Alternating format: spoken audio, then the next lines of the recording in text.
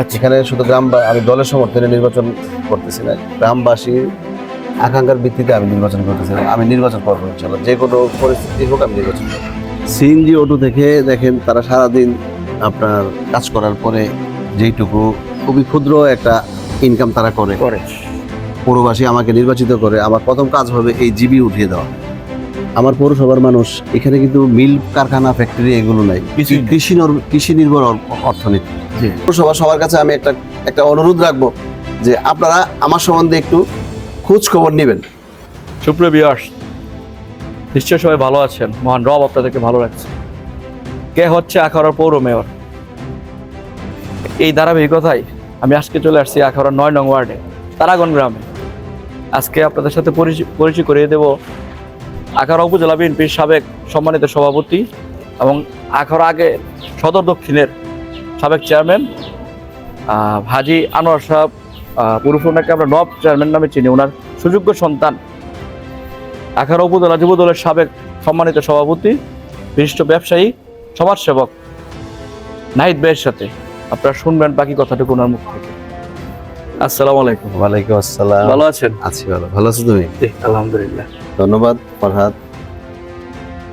নির্বাচনের যখন কিছুটা মানুষের মধ্যে আলোচনা শুরু হয় তখন আমার গ্রামবাসী আমার সাথে এসে কথা বলে।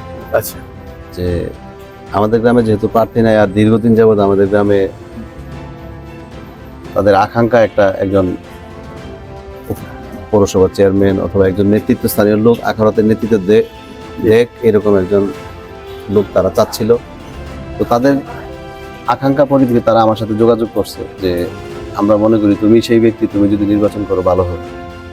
তো তাদের আকাঙ্ক্ষার পরিপ্রেক্ষিতে তারা যেহেতু আমাকে এসে ধরছে, তো তাদের সাথে আমি একাত্মতা ঘোষণা করছি। সাথে সাথে বলছি যে ঠিক আছে, আপনারা যেহেতু আসছেন আপনাদের অবশ্যই আপনাদের চাহিদার সম্মান আমি দিব, আপনাদের চাওয়ার সম্মান আপনারা পাবেন। আমি আপনাদের সাথে আছি এবং আমি নির্বাচন করব।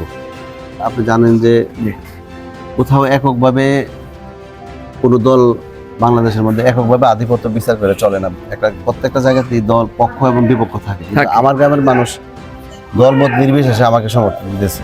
সেখানে দল যদি দেয় ভালো, ইনশাল্লাহ দল দেওয়ার পর, দল না যদি কোনো কারণে আমাকে দিতে ব্যর্থ হয়, আমি এখন গ্রামবাসীর ছেড়ে আমি যেতে পারবো না।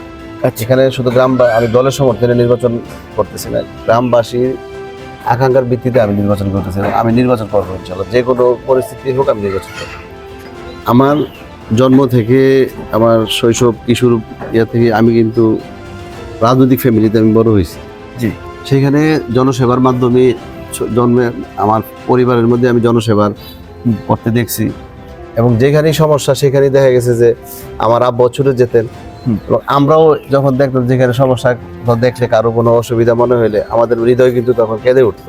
জি, এখনো যখন মানুষের এই যে অতিরিক্ত ট্যাক্সের বোঝা, অতিরিক্ত আপনার বিভিন্ন ধরনের সমস্যা আমরা পৌরসভার কার্যালয়ে বা অফিসের ভিতরে কাজের দীর্ঘসূত্রিতা এগুলো শুনি, আমাদের কিন্তু খারাপ লাগে। আর যেহেতু আমি এইভাবে রাজনৈতিক পরিবার থেকে বেড়ে ওঠা সন্তান, আমি অবশ্যই এইগুলো নিরসনের জন্য কাজ করব এবং এইগুলোকে মানুষের সহনীয় পর্যায়ে যাতে নিয়ে আসা যায়, এটাই হবে আমার প্রধান লক্ষ্য। সিএনজি অটো থেকে দেখেন তারা সারাদিন আপনার কাজ করার পরে যেইটুকু খুবই ক্ষুদ্র একটা ইনকাম তারা করে, পেটে ভাতে খেয়ে তারা চলে। তো সেইখান থেকে তাদের কাছ থেকে যে টাকাটা এখানে আদায় করা হয়, এটা খুবই অন্যায্য। আমি মনে করি যে যদি পৌরবাসী আমাকে নির্বাচিত করে, আমার প্রথম কাজ হবে এই জিবি উঠিয়ে দেওয়া। আমরা ইতিমধ্যে আপনার নির্বাচন উপলক্ষে মানুষের চলতে গিয়ে কিছু সমস্যা আমরা চিহ্নিত করেছি। মাদক, দুর্নীতি, চিকিৎসা ব্যবস্থা, মানুষের চিকিৎসার অপ্রতুলতা, গ্রামের আধিপত্য, ব্যক্তি আধিপত্য, যে কারণে নিরীহ মানুষ অনেক সময় বিচার পায় না। আমার পৌরসভার মানুষ এখানে কিন্তু মিল কারখানা ফ্যাক্টরি এগুলো নাই, কৃষি নির্ভর অর্থনীতি। সেখানে এখানে আমরা যেভাবে সহযোগিতা করতে পারি, একজন কৃষককে জমিতে তারা যে কাজগুলো করে তার কাজগুলোকে আরো কিভাবে সুষ্ঠুভাবে সুন্দরভাবে তারা কাজগুলো করতে পারে, তাদের সার বীজ কিভাবে সুন্দরভাবে পাইতে পারে, এগুলো আমরা সহযোগিতা করতে পারি। আমরা এই যে আপনার গরুর খামার, মাছের খামার, পোলট্রি ফিড যারা এখানে আছে এগুলোকে আরো কিভাবে সম্প্রসারিত করে মানুষের কৃষিভিত্তিক অর্থনীতিটাকে আরো কিভাবে চাঙ্গা করা যায়। পৌরসভাতে মানুষের আমরা প্রায়ই একটা জিনিস দেখি যে হয়রানি, পৌরসভাতে গেলে কাজের দীর্ঘসূত্রিতা, প্রচুর আপনার কাজের হয়রানি। তো যেহেতু এগুলো আমরা দেখেছি, আমি নিজেও এগুলো ভুক্তভোগী হয়েছি, সেখানে আমার হৃদয়ে সবসময় একটা তাদের একটা আকাঙ্ক্ষা ছিল যে এইগুলোকে আমরা কমিয়ে আনবো এবং একটা সহনীয় পর্যায়ে নিয়ে আসবো, মানুষের দ্রুত যাতে কাজ পেতে, পৌরসভা সেবা পেতে পারে। তো এটা অবশ্যই আমি করব। গ্রামের মধ্যে এই যে মাদকের যে আপনার ব্যাপকতা, মাদকের ব্যাপকতাকে আমরা কমিয়ে আনার জন্য আমি অবশ্যই এটাকে একটা ক্রাশ প্রোগ্রাম হিসাবে আমি কাজ করব মানুষের জন্য। এক একটা পরিবারে যদি একটা মাদক সেবী আসে, তাহলে ওই পরিবারটা পৃথিবীর থেকে সে জাহান্নামের ছোঁয়া সে এখানে দেখতে পারে। তো আমরা যদি কোনোভাবে কর্মসংস্থান, ভালোবাসা অথবা শিক্ষা, আমরা যদি লেখাপড়ায় মনোযোগী করতে পারি, খেলাধুলায় মনোযোগী করতে পারি, তাহলে অবশ্যই তারা মাদকের সর্বনাশিক রাশ থেকে তারা বেরিয়ে আসবে। মাদককে আমরা নির্মূল করব। এই যে রাস্তাঘাটের বেহাল অবস্থা আমরা যেটা দেখতেছি যে পৌরসভাতে প্রতিটা গ্রামের মধ্যে রাস্তাঘাট, আপনার এই যে আপনি আসছেন আমার গ্রামের মধ্যে, দেখে আপনি নিশ্চয়ই দেখছেন কি বাজে অবস্থা, কি রকম একটা বাজে অবস্থার মধ্যে দিয়ে আসছেন আপনারা।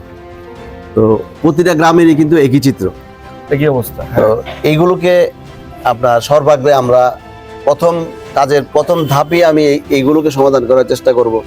সরকারি এই যে ধরেন বিভিন্ন কার্ড আসে, আপনারা জানেন, এই যে এই মহিলা কার্ড, বিধবা কার্ড। এখন আমরা কিন্তু প্রায়ই একটা অভিযোগ শুনি যে একটা কার্ড একটা দিতে গেলে ওই যে 500-1000 টাকা নিয়ে নেয় এবং সঠিক বিতরণ হয় না, সঠিকভাবে জিনিসটা বিতরণ হচ্ছে না, পক্ষপাতিত্ব হচ্ছে। তো এইটার ক্ষেত্রে আমি জরুরি ভিত্তিতে এবং নিজস্ব তদারকিতে যাতে এই যে কাঠের বিতরণ মানে গরিব মানুষের হাতে, সঠিক মানুষের কাছে সঠিক জিনিসটা এবং একটি টাকা ছাড়া মানুষ পেতে পারে, আমি সেই ব্যবস্থা করব। পৌরসভাতে যে সরকারি অনুদান আসবে, উন্নয়নের যে অনুদান আসে, এটা ক্ষেত্রে দেখা যায় পক্ষপাতিত্ব হয়, কিছু এলাকায় বেশি যাইতেছে, কিছু এলাকায় কম যাইতেছে। এটা যাতে এই পক্ষপাতিত্বটা না হয়, সুষম বন্টন আমি নিশ্চিত করব। পাশাপাশি এই যে গ্রামগুলো, যে কিছু কিছু গ্রাম আছে আপনার নেতৃত্ব, আপনি দেখবেন যে কোনো এক গ্রামে নেতৃত্ব বেশি, আবার আপনার যেমন আপনার নিজের গ্রাম দুর্গাপুরের কথা বলি, যে আখাউড়া পৌরসভার দ্বিতীয় বৃহত্তম গ্রাম, কিন্তু ওই পরিমাণ নেতৃত্ব আখাউড়াতে কিন্তু উঠে আসে নাই। একটা সময় একটা আদর্শ গ্রাম দুর্গাপুর, খড়মপুর মাজারের পাশে দেওয়ান সিরাজ সাহেব একসময় এমপি ছিলেন, কিন্তু এখন নেতৃত্ব শূন্য। এইগুলোকে আমরা যদি নেতৃত্বে দেওয়ার মতো মানুষের কিন্তু অভাব নাই দুর্গাপুরে, কিন্তু আমরা সঠিক কমিউনিকেশনের কারণে, আমরা তাদের সাথে যোগাযোগ করতে না পারার কারণে তারা একটু দূরে সরে রয়েছে। আমরা হচ্ছে যে আমার এটাও একটা লক্ষ্য থাকবে যে আমরা অবশ্যই এই যে নেতৃত্বহীন যে গ্রামগুলো আছে তাদের থেকে কিছু মানুষ আমরা উঠায় নিয়ে আসবো, আখাউড়াতে তারা নেতৃত্ব দিবে, সমানভাবে নেতৃত্ব দিবে। আমরা এইগুলো চিহ্নিত করেছি এবং আশা করি আমি যদি মেয়র নির্বাচিত হই, তাদের মানুষের কল্যাণে এই কাজগুলোকে আমি প্রাধান্য দিয়ে কাজ করব। তাহলে আপনারা একটা নিরপেক্ষ পেশি শক্তি মুক্ত একটা পৌরসভা উপহার পাবেন। আপনার জনগণ যদি দেখে আমাকে এসে যেভাবে চার্জ করতে পারবে, আশা করি যে আমাকে এসে সরাসরি বলতে পারবে, এই তুমি এটা বলছো, তুমি এটা করছো না কেন। জনগণের সন্তান হিসেবে তারা আমাকে অবশ্যই তাদের কাছে পাশে আমাদেরকে পাবে। তা মানুষ কিন্তু আমাকে জানে, আমি এই ছোট থেকে এই গ্রামে বড় হয়েছি। আমি সবার কাছে আমি একটা অনুরোধ রাখবো যে আপনারা আমার সম্বন্ধে একটু খোঁজ খবর নেবেন, আমার সম্বন্ধে একটু জানেন যে এই গ্রামে আমি মানুষের সাথে কিভাবে চলছি, মানুষের সাথে কি ব্যবহার করছি, মানুষের কোনো উপকারে আসছি কিনা, মানুষের কর্মসংস্থানের ব্যবস্থা করছি কিনা। আপনাদেরকে আমার কাছে বিনীত অনুরোধ থাকবে, আপনারা আমার গ্রামের থেকে খোঁজ খবর নেন, মানুষের কাছে খোঁজ খবর নেন যে আমি নাহিদকে মানুষের প্রয়োজনের পাশে ছিলাম কিনা। অতীতে যদি থেকে থাকি, ভবিষ্যতে থাকবো ইনশাল্লাহ, এই কথা আমি দিলাম।